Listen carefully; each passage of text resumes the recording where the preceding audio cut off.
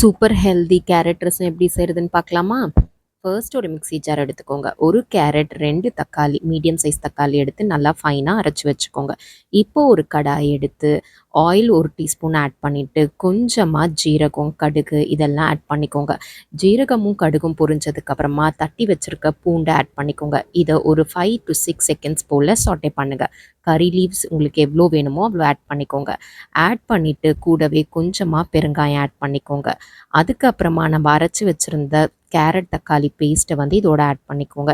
இதை கொஞ்சமாக இந்த மாதிரி வணக்கி விடுங்க. இது ஓரளவுக்கு வணங்கினதுக்கு அப்புறமா நம்ம ஸ்பைசஸ் எல்லாம் ஆட் பண்ணிக்கலாம். கொஞ்சமாக மஞ்சத்தூள், உப்பு, அதுக்கப்புறம் ரசப்பொடி இதை ஆட் பண்ணிவிட்டு இதையும் நல்லா இந்த மாதிரி வணக்கி விடுங்க.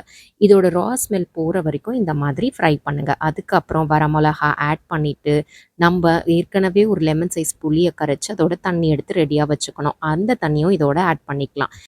இது நல்லா மிக்ஸ் பண்ணி விட்டுட்டு டேஸ்ட் எப்படி இருக்குன்னு பார்த்துருங்க. பக்காவாக இருந்தால் இதோட விட்டுட்டு கொஞ்சமாக மல்லி இலை தூவி விட்டுருங்க. அதே மாதிரி ஸ்பைஸுக்கு தகுந்த மாதிரி பெப்பர் கொஞ்சம் ஆட் பண்ணிக்கலாம். இப்போ நம்ம நார்மல் ரசம் எப்படி சமைப்போமோ அதே மாதிரி லோ ஃப்ளேமில் வச்சு லைட்டாக இந்த மாதிரி பொங்கி வர்ற வரைக்கும் வெயிட் பண்ணுங்கள். லைட்டாக இந்த மாதிரி கொதி வரும்போது ஆஃப் பண்ணிவிட்டு சுட சுட ரைஸோட ஏதாவது ஒரு சூப்பர் பொரியலோட சர்வ் பண்ணி பாருங்கள். செம்மையாக இருக்கும்.